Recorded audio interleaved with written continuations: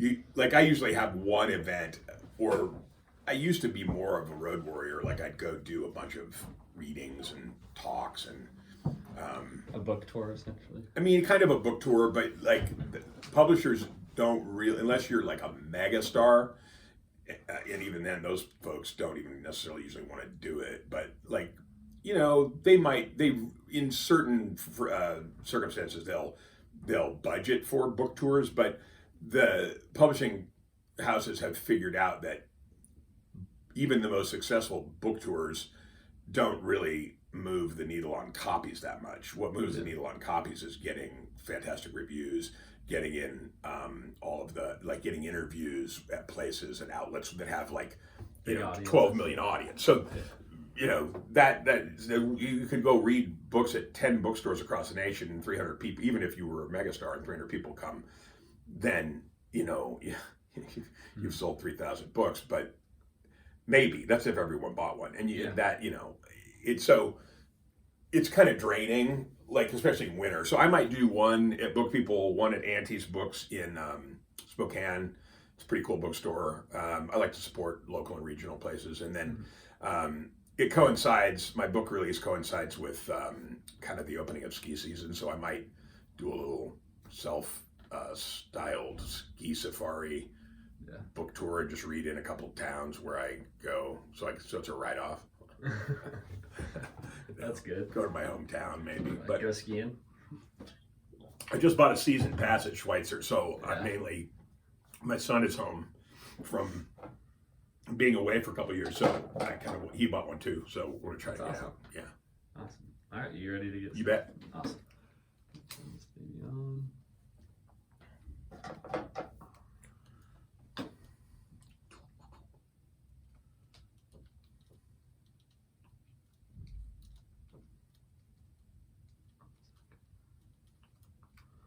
Man. I don't know what he did to my camera. Don't ever lend it to your roommate again. Yeah. Does your roommate shoot video? He said he had some class, so I was just like, yeah, you can use it, no problem at all. And he had used it before, so I didn't think it was like a big deal, but now it's like... Now it's a big deal. Oh, wow, yeah. I don't know what he did. All right, so that's just not gonna work. We'll just go with that one. We'll just get started. I think what I wanted to focus on was more kind of the process of how you go about telling a story and how to tell that effectively and make sure, I don't know, because you've been very successful in a sense.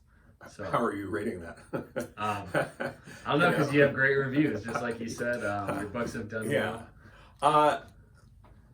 Right. So you want to talk about the process of storytelling a bit generally. Yeah, and how that kind of translates into, becoming a great book or... Yeah, okay. So here's the thing that, in my case, because I write primarily nonfiction, but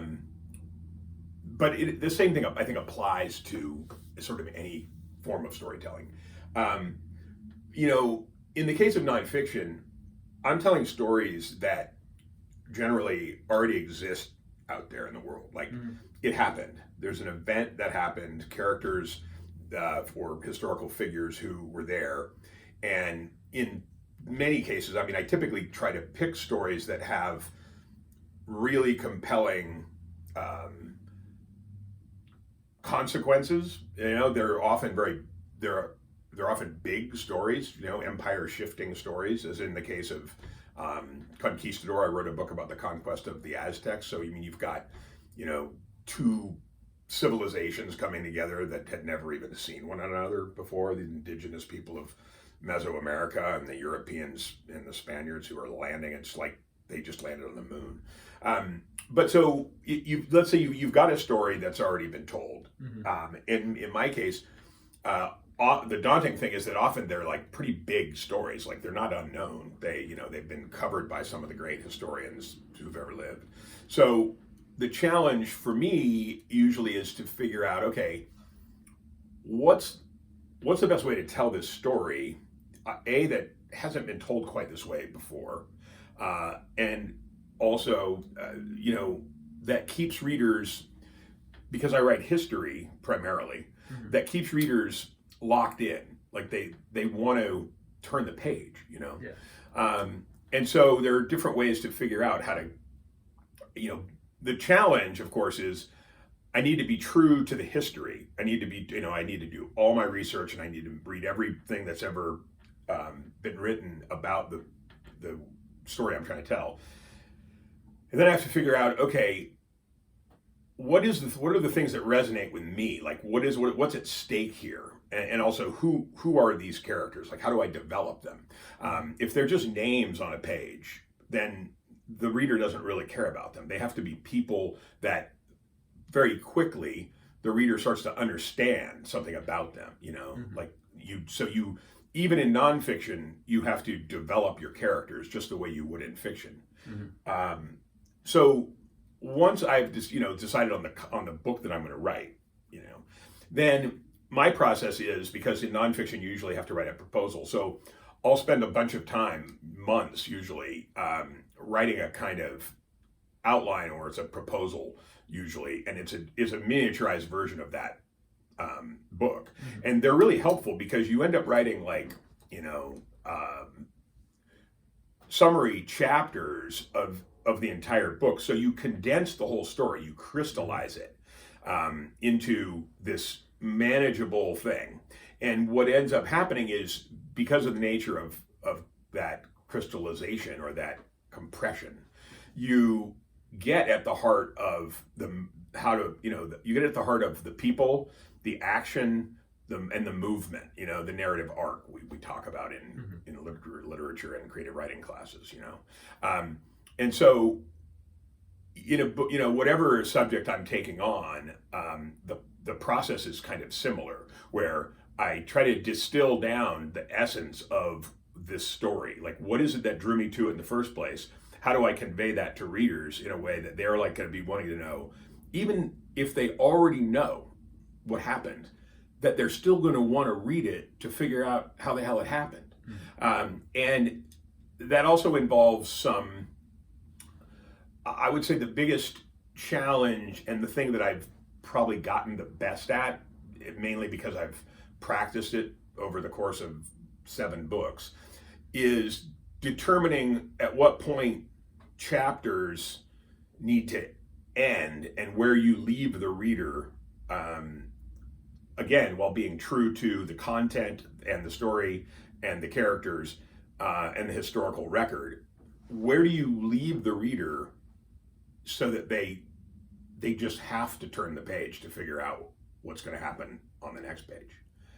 Now, that's tricky. Like, I've gone back and, well, I should say, figuring out where to end chapters is a part of it's instinct, and part of it is like understanding, placing yourself in the role of the reader and going, okay, if I were reading this, where would I want this to sort of stop? And some of it becomes instinctive by watching, say, television series or movies a little more closely aligned to television series, because it's a longer form thing.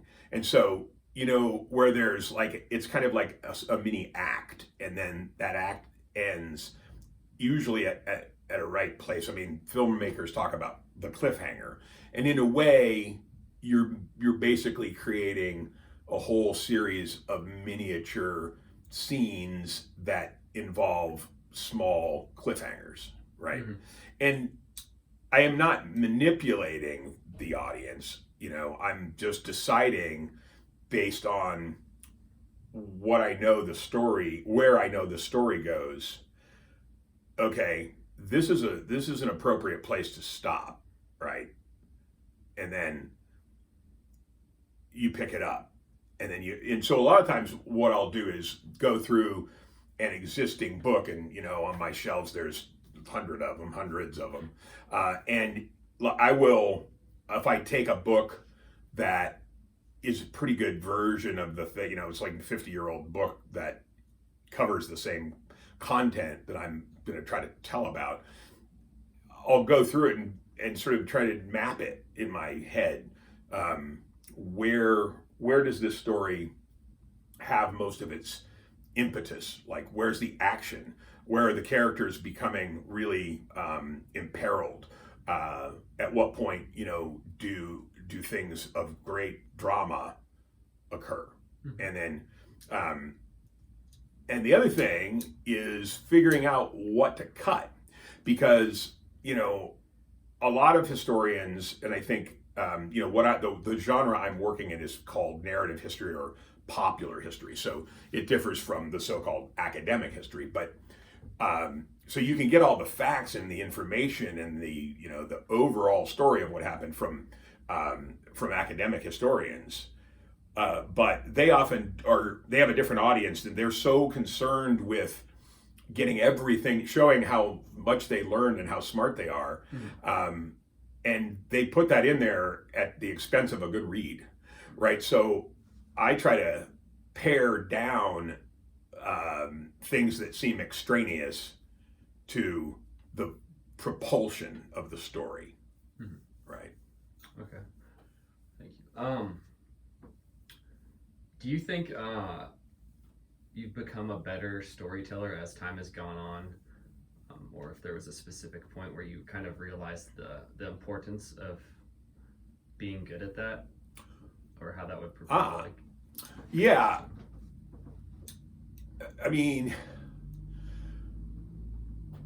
I think everyone has the potential to become a better storyteller through practice. I just finished my 7th book, right? So I've been at this for a while, and I do think that some of it is craft and repetition and learning how to do it, and some of it is also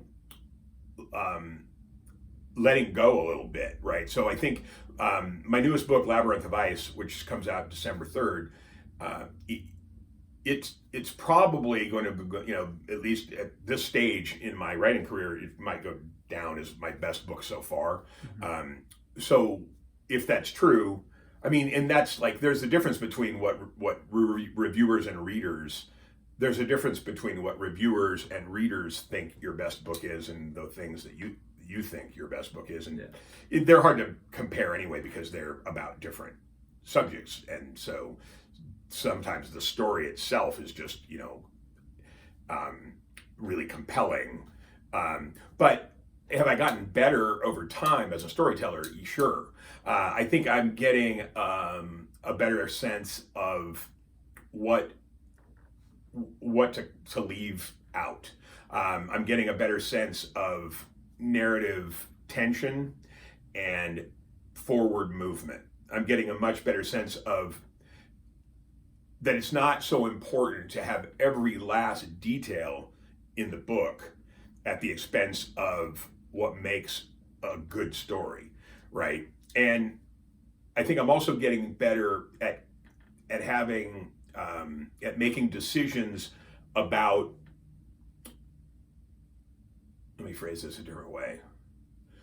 So in the kind of writing I do, I am using archival documentation. I'm using lots of the work of other people, and often of the people who were there, right? So there's this onslaught of material that you have to work with, right?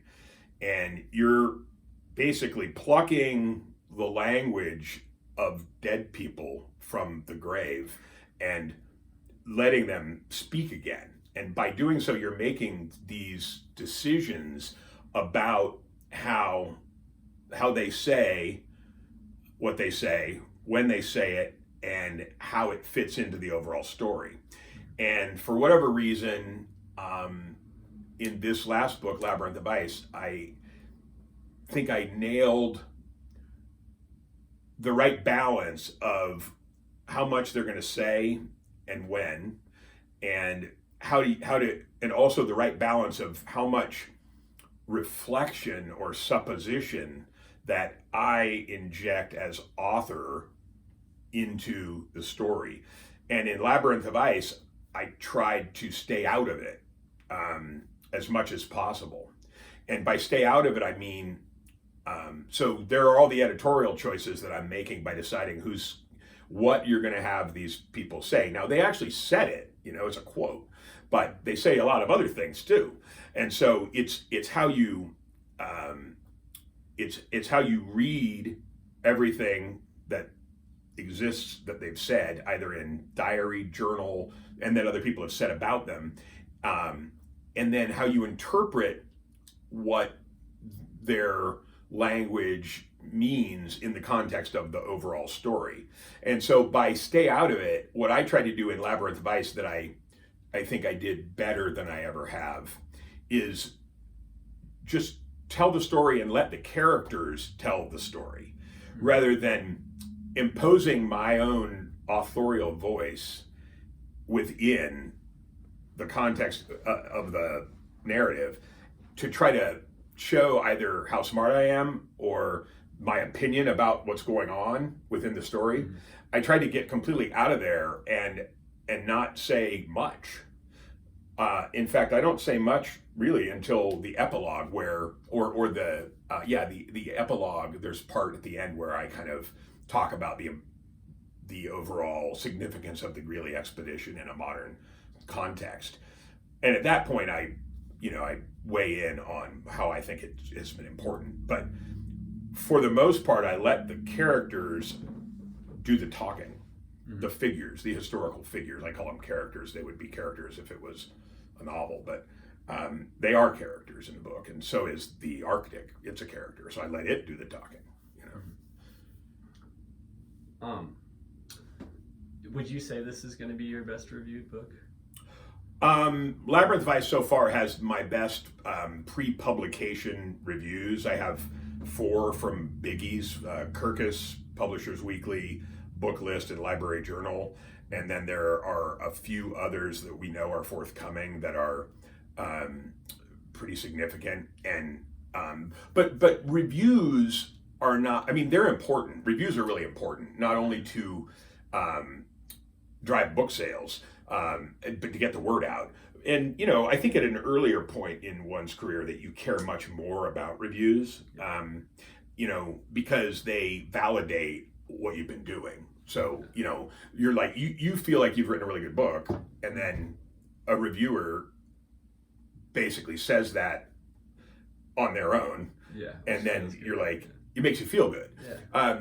On the other hand, you don't really want to get too fixated on the opinion of others in your writing process. You want to have trusted readers who, along the way, who weigh in on what you're doing, and then you take advice well. But writers have to have a pretty good instinct and gut about their own style and about how they want to tell a story. Yeah, well, I was going to lead into the question is, if this is like, maybe your best pre-published book or best reviews before it has come out, do you think it's because of the fact that you've learned to express like your characters in such an authentic way, like as you were saying, is letting the characters speak for themselves and the way they would tell a story?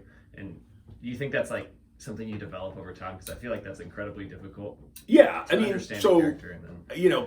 this book, Labyrinth Vice, is getting great reviews. Mm-hmm. When I finished the book, like I knew it was a good book. Writers always have doubt, but there's something about, well, for one thing, this story is remarkable. There's a lot of stuff that's out of my control.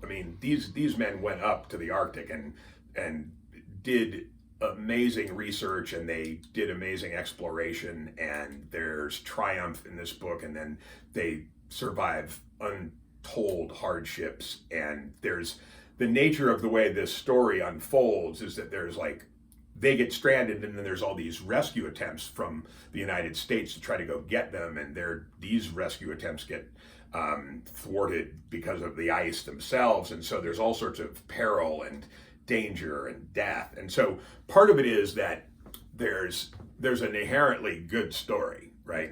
But I always start with an inherently good story. I never pick a boring topic. Yeah, that would be dumb. That would be the death of a writing career. Yeah, absolutely. You know, but I do think that, so the three books that I wrote ahead of this, I mean, this is my seventh book, but some of them were quite different. I would say I would just use Conquistador and River of Darkness. Conquistador and River of Darkness are two stories that are sort of similar in scope. Like there's like a big canvas. There's a great deal of adventure. There are consequences. There's death. There's battles. And in the case of the first two, they're conquest narratives, and they're narratives of exploration and discovery. Okay, and in Labyrinth of Ice, there aren't the battles, right? But it's a conquest narrative in the sense that they're trying to make it to the North Pole. I mean, it's a narrative of exploration and discovery, places that humans have never been before. And then it's also it's a study in human survival, which I'm fascinated by, and it's a study in humans' ability to work together or crumble in extremely difficult circumstances. So, but I have to say, other people have tried to write this story before and have written this story before, and there may be a reason that my version of it is resonating so well with readers. Yeah. And I think that's because I figured out how to cut out all the boring parts. Yeah. Because I didn't care whether or not, like, I skip a section in which there's like 2 months of congressional proceedings trying to determine whether they're going to go get Greeley or not. I'd make that into 3 pages and then and still try to contain this fact that they might not go get him, and he's there. Yeah. And so, I learned how to move back and forth. Let me phrase it this way. I've learned how to intersperse what's going on in ways that keep driving the narrative forward always. So in the case of Labyrinth of Ice, there's some complicated chronological stuff going on. And also there's some complicated movement going on because you've got Greeley in one place in this vast landscape, and then you have other people who are trying to go get him. And so what I figured out how to do in this book better than I ever have is figure out how to move back and forth and cut between scenes in a way that you're always aware where Greeley is and what's happening with him, and then you leave him, and then you're thinking these guys are going to try to go get him, and then things happen to them, and then you have to know the right time to go back to him. And so it's timing, and it's making decisions about chronology, and then also about, I guess it's sort of spatial, spatial awareness. Yeah. Well, man, I hope this turns into a movie or something. Well, we're trying. Sounds incredible. We're trying. Yeah. Do you think that all those things that you just mentioned are like the key factors in transferring a story like this from a book into a movie? Because I feel like those things that you just mentioned is what separates a great movie from, just another movie or just something. Oh, absolutely. So in filmmaking, you would have to do it even at another level. So let's say you took let's say Labyrinth of Ice. This is the book and the cover of the advanced reading copy. Mm-hmm. But so you take, this is almost a 375 page book. For it to be a riveting 90-minute to 2-hour movie, there again would have to be decisions about compression. Yeah. Now, because there's stuff that a filmmaker would focus on to a larger degree, and maybe even more on the character development side, right? So they might decide to take out section. A filmmaker might decide to tell this in a way and take out maybe one of the rescue attempts. It would all depend. But to translate, book to film is a really interesting process, I've written some drafts of scripts and things based on my own books, and it gives me a lot of respect for the people who do it, because there are really hard decisions, and the invariable thing is going to be like, well, they ruined the book, and it's like they're kind of two different things. So there are book writers who have made it they've just decided there's no way I may sell the rights to my book and let somebody else make it into a movie, but I'm not going to worry too much about what it looked like, because they know that they're just different genres. Yeah. But I do think that whether it's short fiction, narrative history, narrative poetry, or novel writing, or filmmaking, a lot of the decisions about how to best tell that story are the same. Yeah. This might be a little bit broader question, but oh, come on, I forgot. Oh, you take your time. Allergy thing. Yeah. This might be a little bit broader question, maybe not necessarily focused on yourself, but developing that like capability to tell a story like you have or other people. How do you think that translates to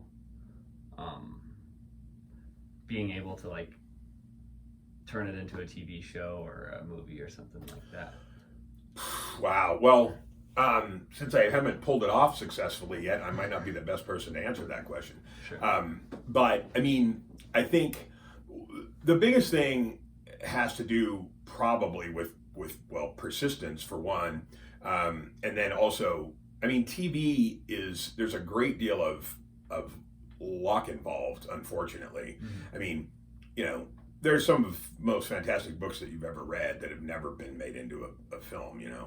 And so I think the biggest difference between the two genres is that certainly, for the most part, writing books of the kind that I write and telling stories, whether it's short fiction, essays, or narrative history, it's a solitary venture, right? And mm-hmm. the world of TV and film are just amazingly collaborative.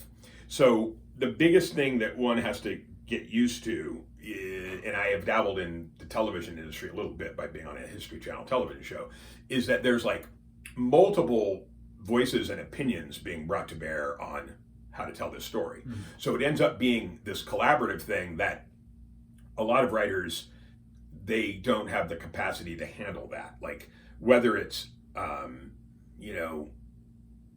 a person who just thinks their way is right and then they're adamant about it, or they feel threatened in some way when other people are trying to tell their story and they feel like, well, why would I I'm the one who wrote the book.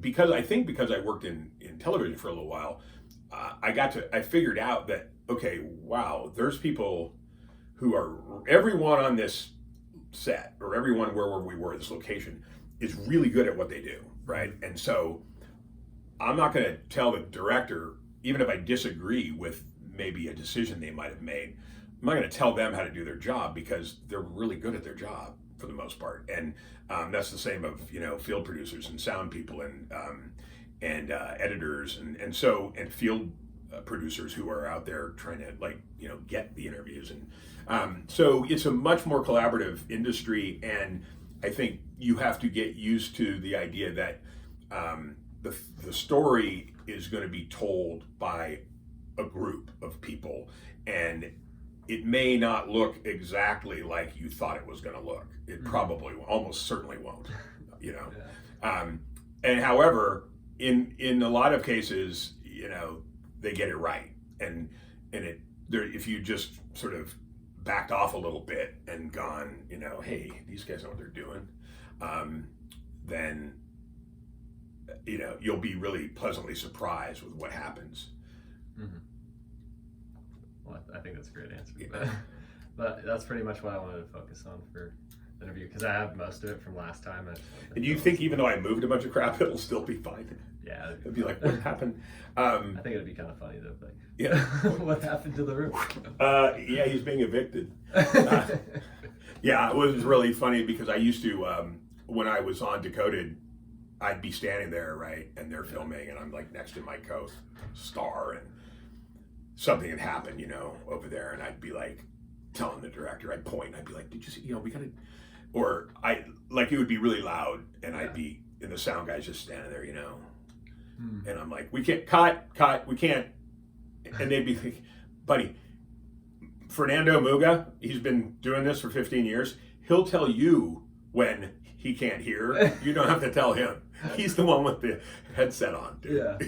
And I'd be like, okay, you're right. And then, I'd always be saying this stuff like, we should do maybe this angle. And it took me a little while. And then when I first saw the episodes, or the biggest problem, and I still haven't gotten over it, is my answers are way too long. So when it's better to say one word, or what is Arnold Schwarzenegger famous for?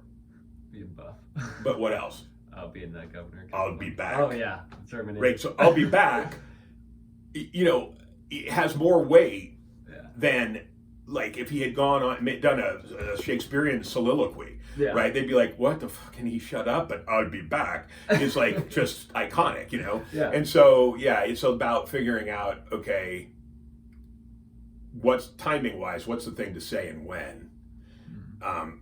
Without sounding like you're just sitting there thinking of a cool little, anecdote or just a quick little quip. But, I would watch the show and realize, oh my God, all that crap that I was worried about. They totally didn't even use this whole sequence. And, it took a while. So then 3 or 4, after watching the first season, then we started filming the second season. It was totally different. It was I was just absolutely relaxed, and I just figured they're not going to use anything that makes you look shitty because they want you to look good. They're not going to use anything that makes you sound stupid.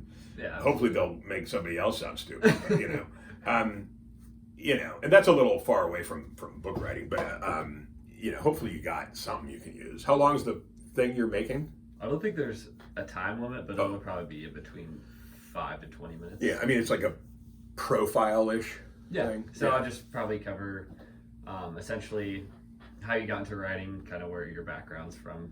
You said from Idaho or something. Did I give that all in the first one? one? And then how you started writing at the University of Idaho, and then your first few books, and then I'll kind of cut to pictures or videos of your books, and then maybe some shots of you. I want to get a shot sometime next week if I can, of just you walking on campus or entering a building or something like that, and then sure, that's pretty much all I need. Yeah, if you and then if you'll be in your office, just a video of you typing on your laptop. Fuck, you see my office right now. It doesn't matter. I think the more clustered it looks. Oh, dude, though I've been filling bags, and then every time I go to class on Tuesday and Thursday, I go to my office and I freaking dump. So they're literally dumped. I'll probably try to straighten them up on Tuesday. If not, it doesn't have to be clean. I think it's probably even better if it's it'll be funnier. Yeah. Yeah, that's no problem. Awesome. Yeah, just let me know. For sure.